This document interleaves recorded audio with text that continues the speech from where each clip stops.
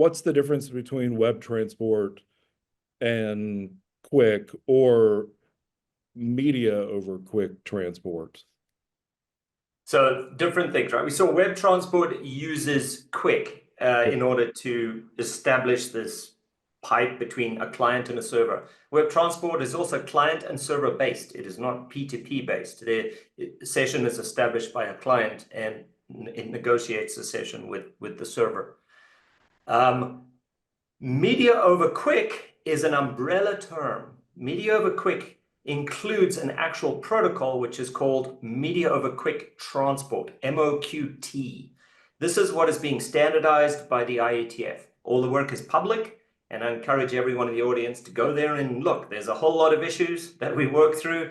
All the minutes are public. We even have YouTube videos up, so you can be involved in the nuts and bolts of the development of media over QUIC transport. It's a very active development space right now.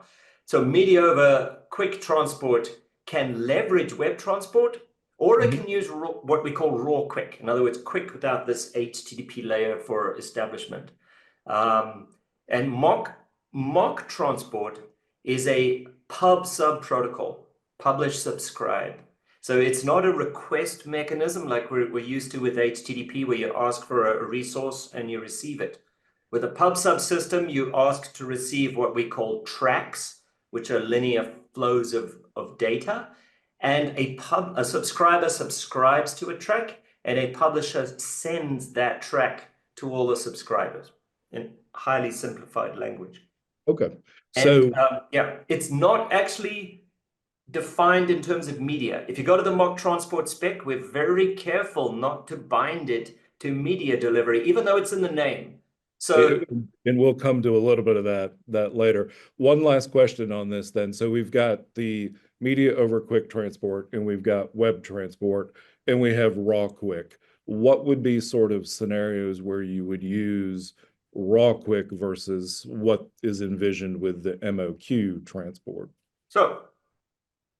So again, raw QUIC is not an alternate to MOQ transport. MOQ transport is this pub-sub protocol. Underneath it, it can use web transport or raw QUIC between the endpoints. A case where you would want your mock transport to use web transport would be someone like a CDN. Why? Because with web transport, you inherit TLS and all the security that comes with domain names and DNS and discovery. That works at scale.